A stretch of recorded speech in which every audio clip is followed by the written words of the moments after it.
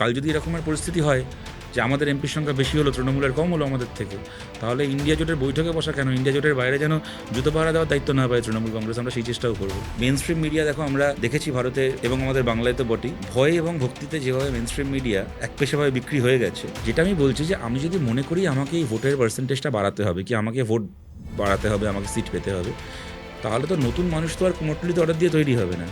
যে অতীতে আমাকে ভোট দেননি তারই একটা অংশকে আমাদেরকে অর্জন করতে হবে। সেইখানে আমি তোমায় বলছি খুব সৎভাবে, কিছু ক্ষেত্রে না আমাদের মধ্যেও একটা সংকীর্ণতা রয়েছে।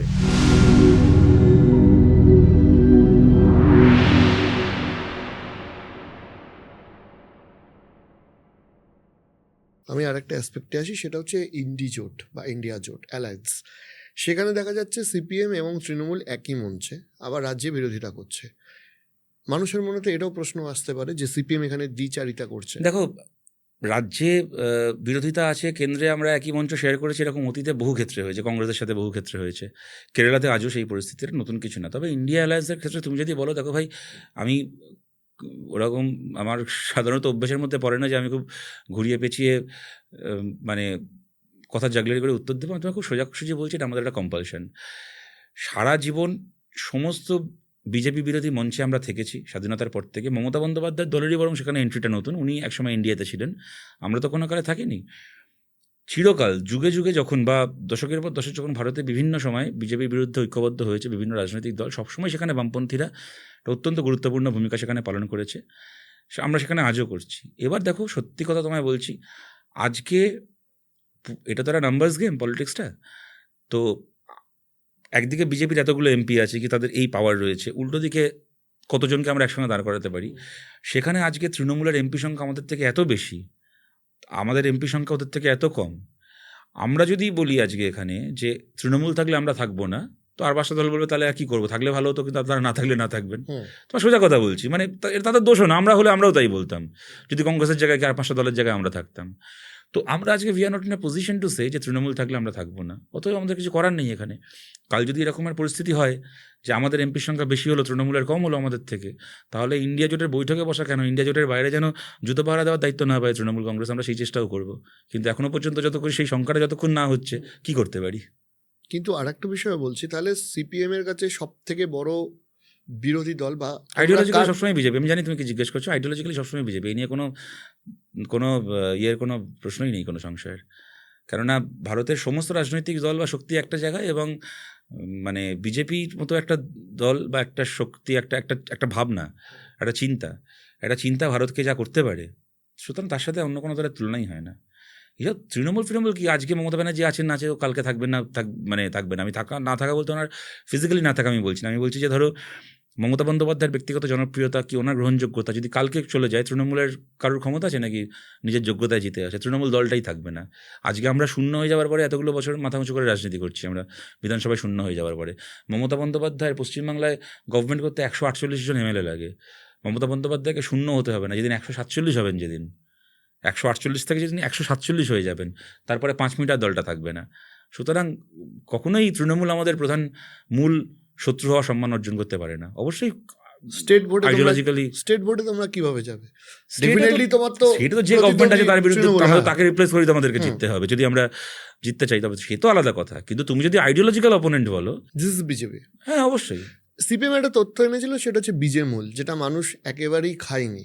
এটা এস্টাবলিশ করা গেল খায়নি। এখন তো আমি দেখছি যে বিজেপির নেতারা মানে প্রেস কনফারেন্স করে বলছে যে খোলাখুলি বলতে পারছে না, কিন্তু ইডি সিবিআই কেন ধরছে না, মূল মাথাকে এই করছে না ওই করছে না। এখন তো বিজেপি নেতাদেরকে, এমনকি শুভেন্দু অধিকারীর মতো নেতাকে প্রেস কনফারেন্স করে বলতে শুনি যে মমতা ব্যানার্জির পরিবারের কাছে এসে কেন দাঁড়িয়ে যাচ্ছে তদন্ত বারবার করে।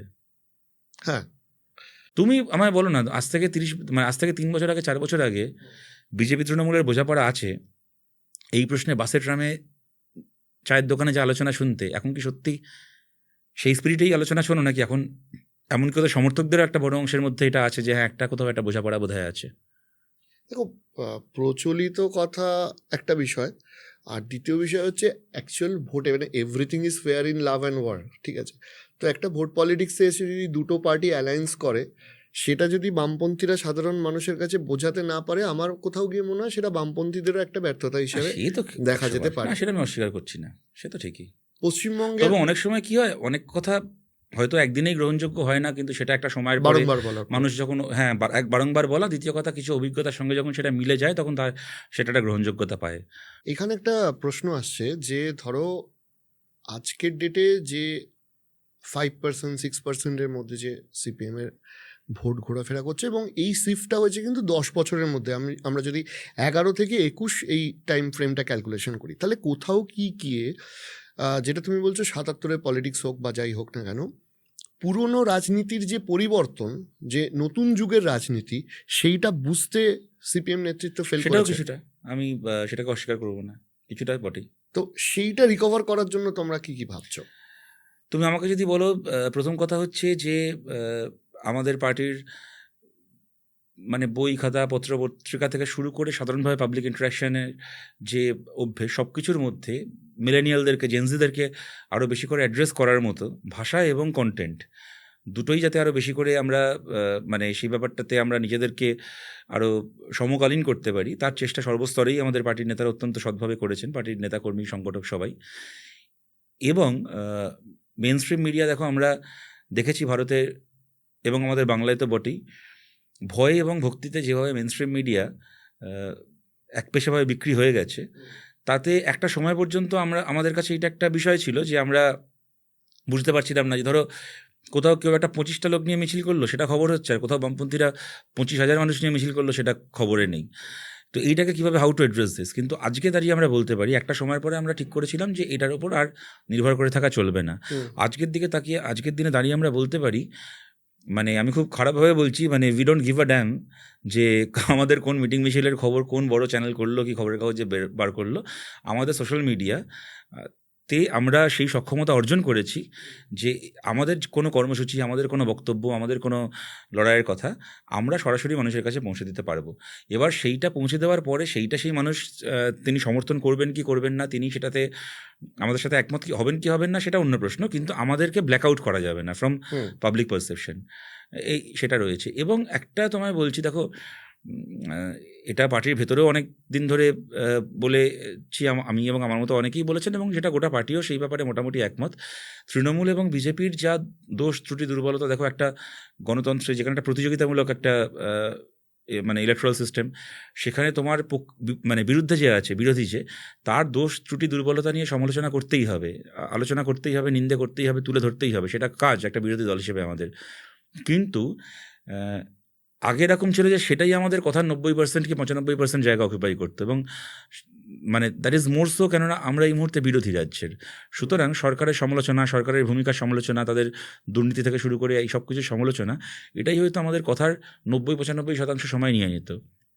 কিন্তু আমরা এখন এটা খুব সচেতনভাবে করতে চাই, এবং আমরা করছিও, যে ওদের সমালোচনার থেকেও বেশি আমরা নতুন what we bring to the table, নতুন বাংলার তৈরি করার জন্য, নতুন দিনের নতুন ছেলেমেয়েদের জন্য একটা সুস্থ একটা রাজ্য, একটা সুস্থ দেশ তৈরি করার জন্য আমাদের কংক্রিট কী কী পলিসি রয়েছে, আমরা কী কী করতে চাই, আমাদের সেই বিকল্প যে মডেলটা, আমাদের যে অল্টারনেটিভগুলো, সেইগুলোকে নিয়ে আমরা আরও বেশি করে কথা বলতে চাই, সেগুলোকে আরও বেশি করে মানুষের সামনে আনতে চাই।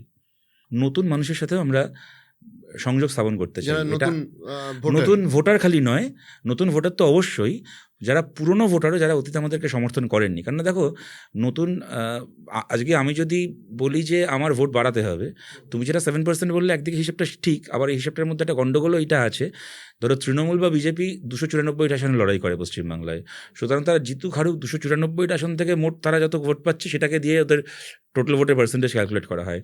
সিপিআইএম দল হিসেবে তো 294টা আসনে লড়াই করে না, বামফ্রন্টের অন্যান্য শরিক দল রয়েছে, কংগ্রেস রয়েছে, আইএসএফ রয়েছে, কতগুলো ভোট আমরা তাদেরকে বহু আসন ছেড়ে বাকি আসনে সিপিআইএম লড়েছে।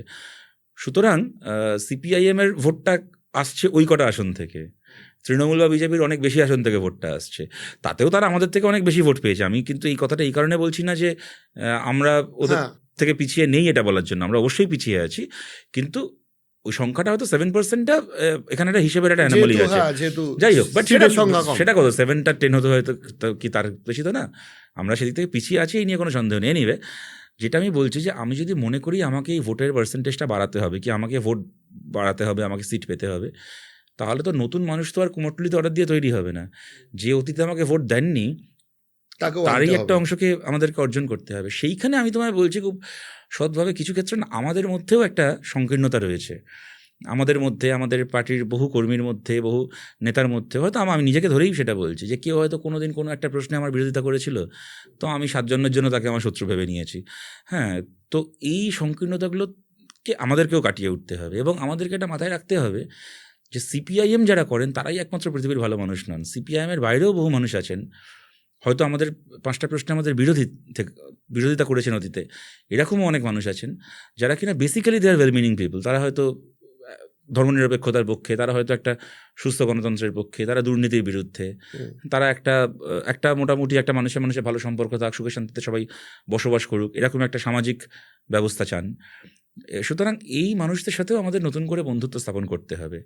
মানে এইরকম যেন ব্যাপারটা এরকম না হয়ে যায় যে মানে গতকাল যে আমাকে হয়তো 5টা প্রশ্নে বিরোধিতা করেছিল, আজকে তার যদি আমাকে 2টো প্রশ্নে সমর্থনযোগ্য মনেও হয়, তার প্রতি আমার একটা অসূয়া যেন তাকেই বার্তা না দেয় যে আমার দরজা আপনার জন্য বন্ধ। এবং আমি বলছি এটা অনেক ক্ষেত্রে হয়, এটা অনেক ক্ষেত্রে হয়, আমি এক্স্যাক্টলি সেটা জানি, আমরা সবাই এটা জানি, এবং এটা কোনো মতেই এটা হওয়া উচিত না। আমার খুব খারাপ লাগে যখন দেখি, মনে করো ধরো কেউ একজন, তিনি সেলিব্রিটি হতে পারেন, নন সেলিব্রিটি হতে পারেন, যে কেউ হতে পারেন, হয়তো সোশ্যাল মিডিয়াতে কখনো কোনো একটা বিষয়ে বা হয়তো পাবলিকলি কোথাও একটা হয়তো কোনো একটা প্রশ্নে ধরো তৃণমূলের সমালোচনা করেছেন কি বিজেপির সমালোচনা করেছেন, হতে পারে তিনি হয়তো কোনো সময় অতীতে আমাদেরও সমালোচনা করেছিলেন। আজকে যে সেই মানুষটা ধরো আরজি করের ঘটনার সময় আমি বলছি, ধরো অপর্ণা সেন কি আরও কেউ তারা ওই আন্দোলনে জিতে গেছেন, তাদেরকে কিছু লোক হচ্ছে গালাগাল দিয়ে পারলে ওখান থেকে তারা করেছে।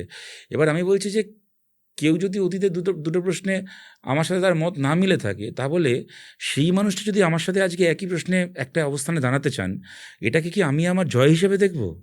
এটাকে কি আমি আমার সাফল্য হিসেবে দেখব?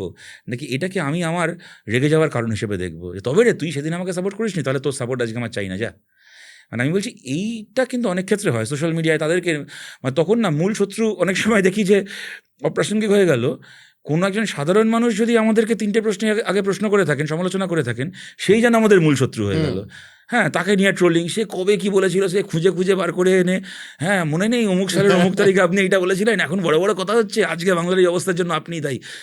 আমি বলছি যে দেখো, আমি যখন তোমাকে এটা বলছি, আমি জানি না তুমি এটা পোস্ট করার পরে বা শেয়ার করার পরে হয়তো তোমারই আমি হয়তো গালগাল গাবো, বাট আমি তোমায় বলছি যে এই প্রশ্নে আমাদের পার্টির মধ্যে বোঝাপড়ার কোনো মানে অসঙ্গতি নেই। আমাদের গোটা পার্টি এই প্রশ্নে একমত, এবং আমরা খুব খোলা মনে আমাদের মানে যারা সমর্থক আছেন বা সবাইকে এই বার্তা দিতে চাই যে এই সংকীর্ণতা, গৌতম দেব একটা কথা খুব বলতেন, যখন গৌতম দা খুব নিয়মিত মিটিং মিছিল করতেন, হ্যাঁ এখন শারীরিক কারণে অতটা পারেন না, গৌতম দেব একটা কথা খুব বলতেন যে শালিক পাখির কলিজা নিয়ে কমিউনিস্ট পার্টি করা যায় না, কমিউনিস্ট পার্টি করতে গেলে বাজ পাখির কলিজা লাগে। তো আমার মনে হয় ওই কথাটাকে মাথায় নিয়ে আমাদেরকে আরও নতুন বন্ধু তৈরি করতে হবে।